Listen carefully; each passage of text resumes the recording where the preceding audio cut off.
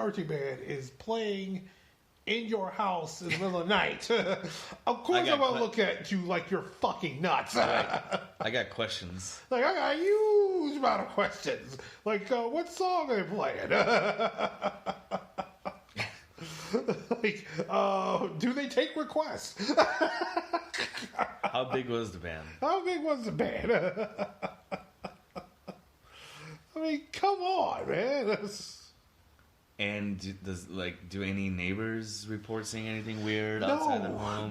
No one reported anything weird outside the home. Okay.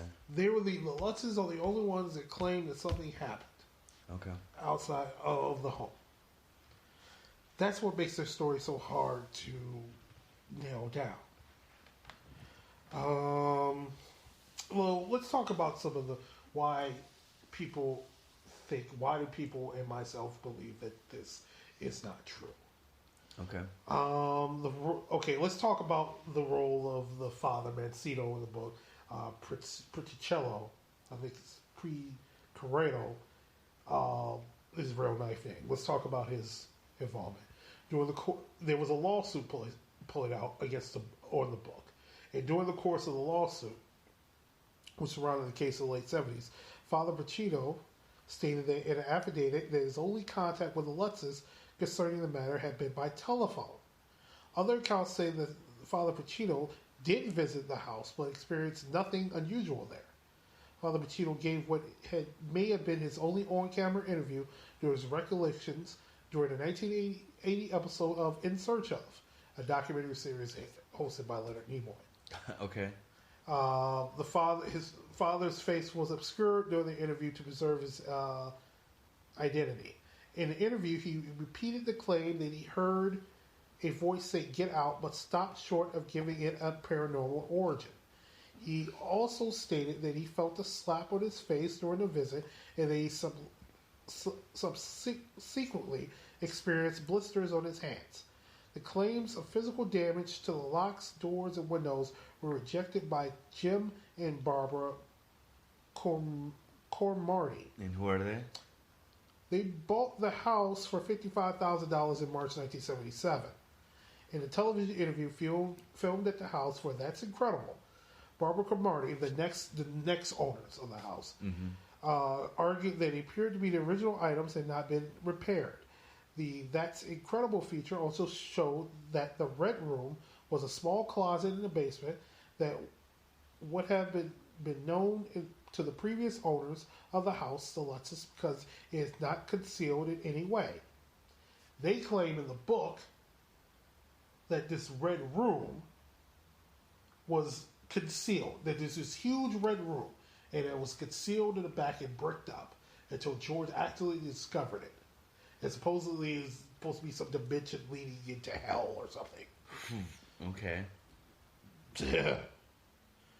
And the family that moved into the house next says that room was accessible? The room was accessible. It was a small closet in the basement. Okay.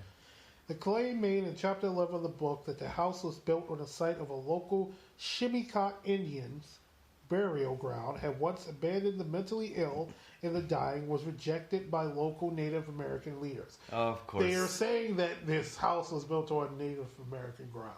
When you run out of other explanations, you just go back to the Indian burial ground. Yeah, when you run out of explanations, especially in the paranormal world, resort to racism.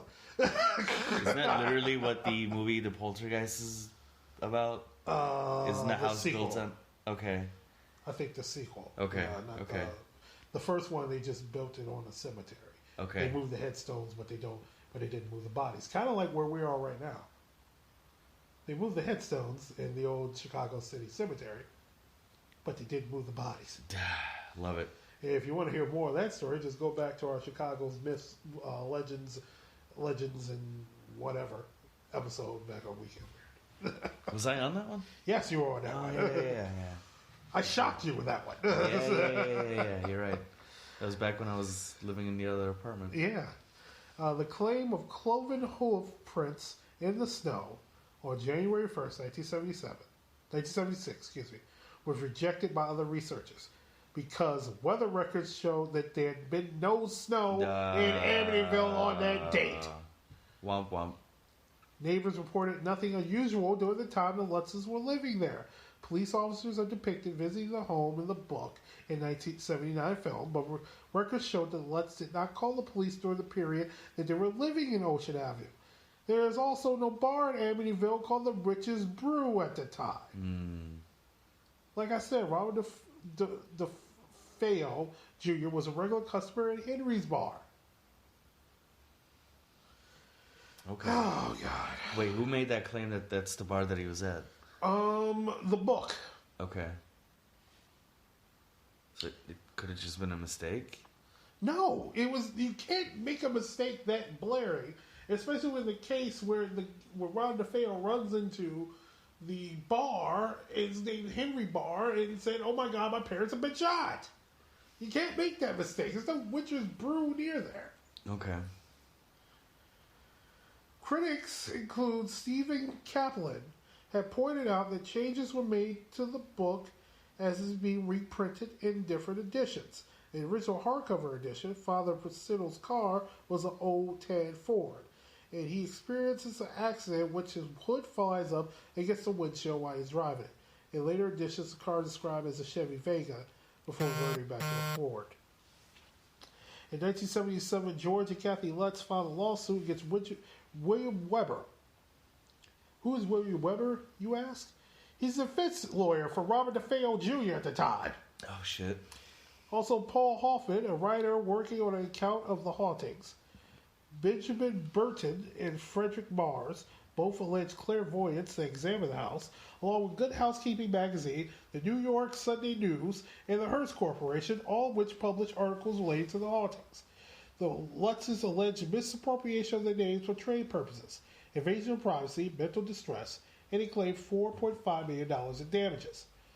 Hoffman, Weber, and Burton immediately filed a countersuit for $2 million alleging fraud and breach of contract.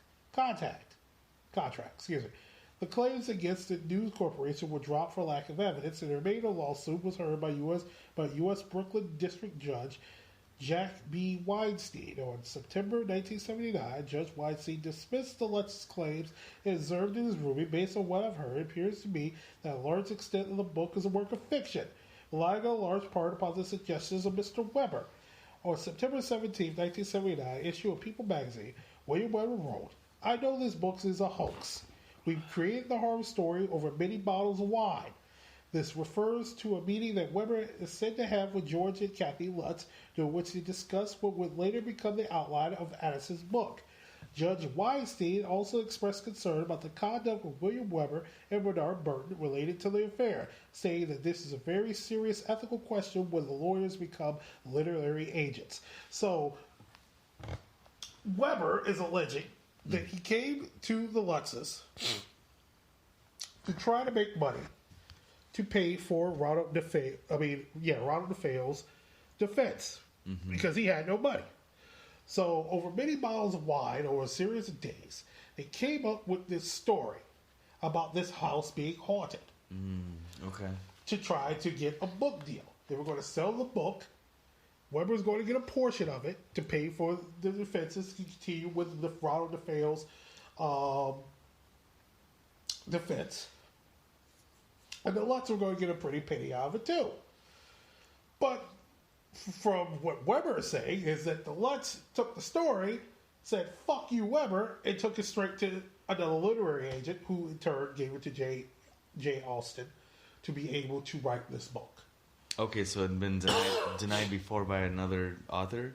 No, it had not been denied before. Is the Lutzes just cut out Weber. I see. Okay. And I don't know if you were going to mention this, but another heavy skeptic, according to the Seattle Times, Christopher Coratino, not Quarantino, one of the 3 Lutz children who lived in the house, maintains that the hauntings happened, but that they were mostly hyped up by his former stepfather, George, for profit. And then George and Kathleen split up in 1988, by the way. Yeah, I was going to get to that. Coratino mentioned that George flirted with the paranormal and attempted to summon supernatural beings. The family was apparently also in a lot of debt. Yeah. And it's been speculated that a book and a movie deal could have been helpful in them getting out of hot water. Yeah. Supposedly that's one of the reasons why they made up the story is that they bought this house, even though it was only $80,000, which the house is worth 10 times that, even at the time. Mm-hmm. But they took this house and they were seriously in financial distress, so they made up the story to be able to get out of it. So, yeah. I mean, it's pretty tough when your own son speaks against the veracity of the Yeah, he has later come out and story. said that his stepfather, George Lutz, was an asshole. And that made them make up this, go into this lie. Mm-hmm. Under threat of kicking their ass. Okay. So, George Lutz maintained to the day he died that the events of the book were mostly true and denied any suggestion of dishonesty on his part. In June 1979, George and Kathy Lutz took a polygraph test relating to their experience in the house. The polygraph test was performed by Chris Gugas and Michael Rice, who at the time were reportedly among the top 5 polygraph experts in America.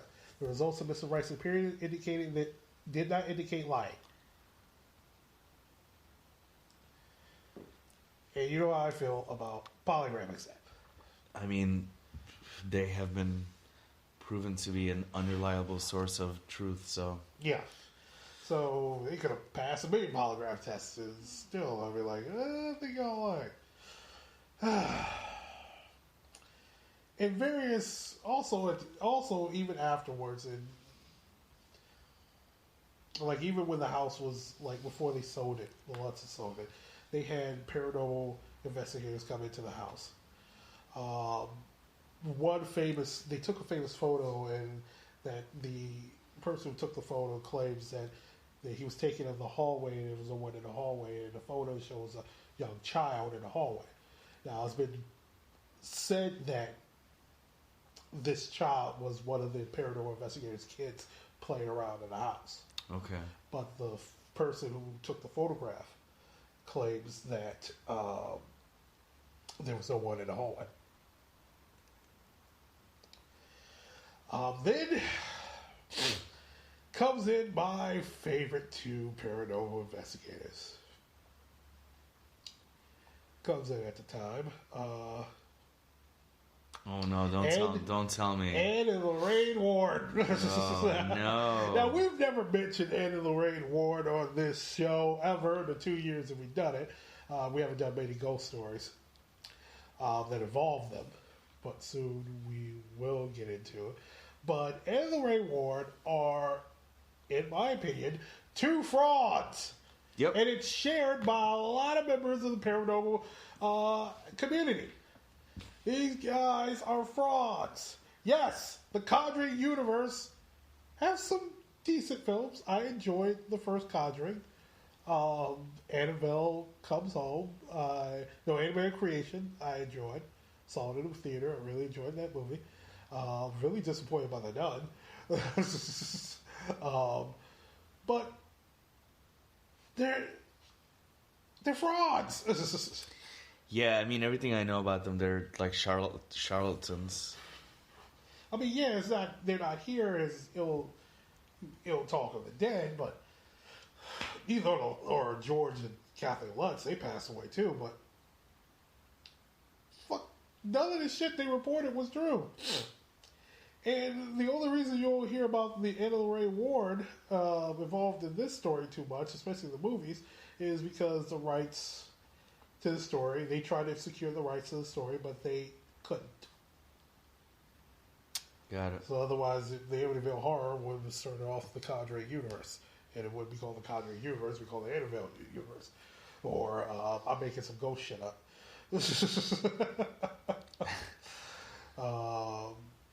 They claimed that they heard voices and found the demon room in Amityville house, and No, they didn't. No, they didn't. So,